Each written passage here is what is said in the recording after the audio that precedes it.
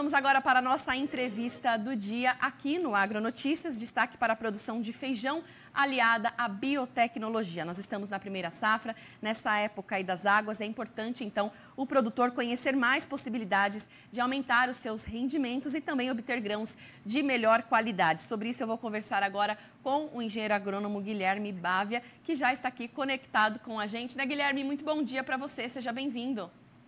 Oi, Lilian, bom dia aos telespectadores que nos acompanham. É um prazer estar aqui com vocês. Prazer é nosso, seja bem-vindo aqui ao nosso Agronotícias. Bom, para a gente começar, a gente está então nessa época de safra, como que você faz uma avaliação geral desse momento, né? As principais regiões produtoras, a gente sabe aí que o Paraná lidera, né, o ranking de produção.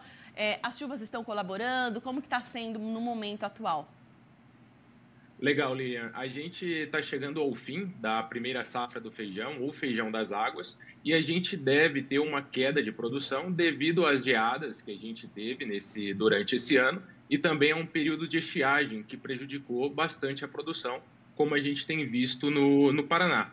Mas a gente ainda espera que a produtividade ao longo das 3 safras de feijão, tanto na primeira safra como segunda e terceira safra, ela alcance uma boa média, como foi no ano passado. Mas é interessante que a gente continue investindo em tecnologias para que a gente possa aumentar essa produtividade e até mesmo diversificar a produção de feijão que acontece no Brasil, que o carioca é predominante. Pois é, bacana. E é sobre isso que eu queria comentar já com você, né? Sobre essas possibilidades, novas tecnologias, a biotecnologia também aliada à produção, né? O que a gente tem hoje no mercado, né? Para o produtor de feijão que está assistindo a gente, que ainda não aplica nenhuma tecnologia, o que a gente tem hoje no mercado que é importante que ele esteja atento?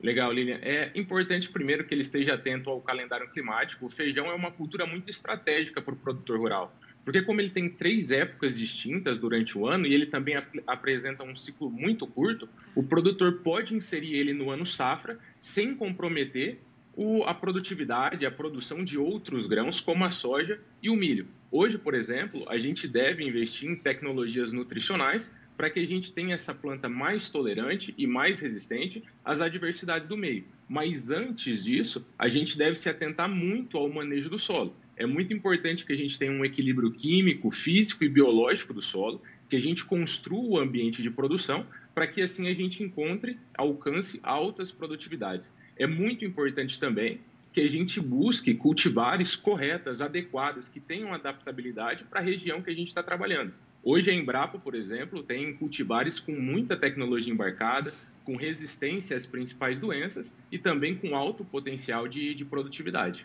Muito bom. E como que é o investimento disso, né? É um investimento que a gente considera aí alto para o produtor, a gente tem que tipo de retorno, né? No fim das contas, ali ele consegue ter muito mais produtividade, para ele é um investimento que traz um retorno positivo, né, Guilherme? Sim, com certeza, Lilian. É importante que ele faça esse investimento em tecnologias nutricionais e de alto valor biológico, porque ele consegue, durante alguns momentos, como eu falei anteriormente, como o feijão ele tem um ciclo muito curto, a gente tem pouco espaço para erro durante esse tempo que o feijão tá no campo. Se a gente consegue investir em nutrientes específicos e compostos orgânicos de alto valor biológico, a gente consegue deixar essa planta mais tolerante às adversidades que ocorrem ali. Por exemplo, num período de seca, durante o florescimento ou durante o enchimento de grãos, a gente pode ter o abortamento de flores e vagens. Isso vai comprometer a produtividade. Por isso é importante que a gente realize esse manejo anti-estresse da lavoura com nutrientes específicos e esses compostos orgânicos como aminoácidos e extratos vegetais que possuem um alto valor biológico, porque assim a gente consegue manter a folha mais verde e mais ativa durante mais tempo, produzindo, tendo uma taxa, acelerando essa taxa fotossintética, acelerando o sequestro de carbono e também acumulando matéria orgânica no solo através de exudados radiculares e biomassa. Então é muito importante que a gente lembre que solos saudáveis, eles produzem plantas saudáveis, mas as plantas saudáveis são os agentes criadores desses solos saudáveis. Nossa, muito interessante mesmo essa explicação, gente. Importantíssimo. O Guilherme estava lendo um artigo seu falando sobre a suplementação nutricional da lavoura, né? Importantíssimo. Você avalia hoje que os produtores brasileiros, eles estão atentos a isso? A gente tem hoje, na produção de feijão especificamente, mais investimentos nesse sentido para que a gente obtenha ou a gente ainda tem um longo caminho a percorrer? Não, a gente já tem um alto investimento em tecnologias. Hoje, por exemplo, na região do Cerrado, o feijão de terceira safra, ele tem crescido exponencialmente, porque ele entra depois da soja e depois do milho, e assim ele consegue acompanhar os sistemas de irrigação de pivô central. E ali a gente tem uma época um pouco mais seca e, consequentemente, a gente acaba tendo um menor aparecimento de doenças, o que vai colaborar para a sanidade de sementes e para a qualidade também. Então, é muito importante que a gente realize essas pulverizações foliares, mas com tecnologias adequadamente formuladas, para que, então, a gente consiga aumentar, por exemplo, a resistência dessas plantas a algumas doenças, e é necessário que a gente faça a reaplicação, seja no ciclo vegetativo ou no ciclo reprodutivo, porque diferente de nós, as plantas ela não têm sistema imunológico, então ela não vai relembrar esse estímulo, né? Então, por exemplo, quando a gente toma vacina, a gente consegue relembrar isso através do nosso sistema imunológico, diferente das plantas. Por isso é necessário estar sempre atento durante todo o ciclo para a gente manter ela bem protegida. É verdade. Bom, e sua expectativa agora para 2022? Qual que tá, né, em relação às safras? O Brasil é o único país que tem 3 safras de feijão, né, Guilherme? Exato. Legal.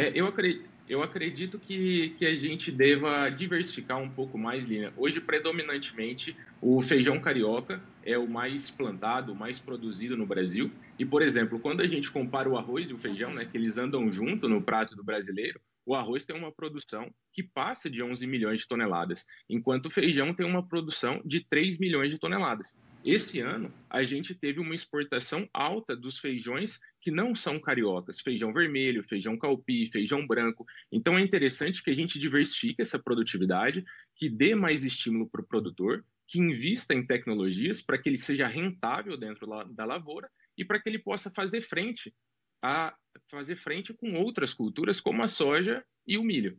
Tá certo. Guilherme, muito obrigada pela entrevista aqui. Um ótimo dia para você, uma ótima semana final aí, né, de 2021. Exato. 2022 de muito sucesso. E até a próxima, então, aqui no Agronotícias, no nosso canal AgroMais. Obrigada. Eu que agradeço, Lilian. Até mais. Tá Tchau, tchau. ótimo. Bom final.